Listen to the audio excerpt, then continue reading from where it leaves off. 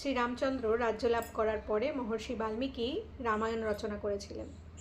রামায়ণ রচনা করার পরে তিনি চিন্তা করতে লাগলেন এই রামায়ণ কথা কিভাবে সমগ্র বিশ্বে প্রচার হবে। ঠিক সেই সময় মুনির বেশ ধারণ করে দুই ভাই লব ও কুশ মহর্ষি বাল্মীকির কাছে আসেন।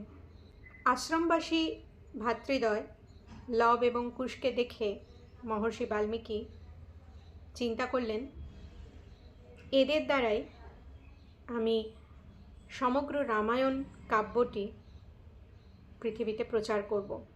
তিনি লব ও কুশকে যথাসাধ্য রামায়ণ পাঠ দিলেন এবং লব ও কুশও খুব সুন্দরভাবে সুরে ছন্দে তালে রামায়ণ শিক্ষা করলেন।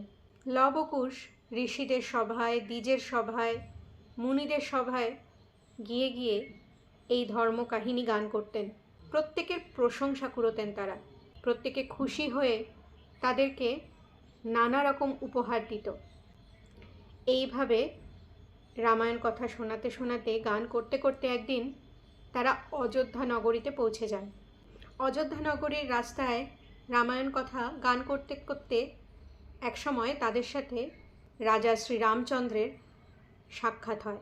শ্রীরামচন্দ্র তাদের কথা আগেই শুনেছিলেন এবং তাদের সাথে সাক্ষাৎ হওয়াতে শ্রীরামচন্দ্র তাদেরকে রাজসভায় নিয়ে আসেন এবং রাজসভায় এসে তারা সুদূর অতীতের সেই রাম কাহিনী গান করতে লাগলেন এবং এইখান থেকেই মহাকাব্য রামায়ণ কাহিনী বর্ণনা করছে।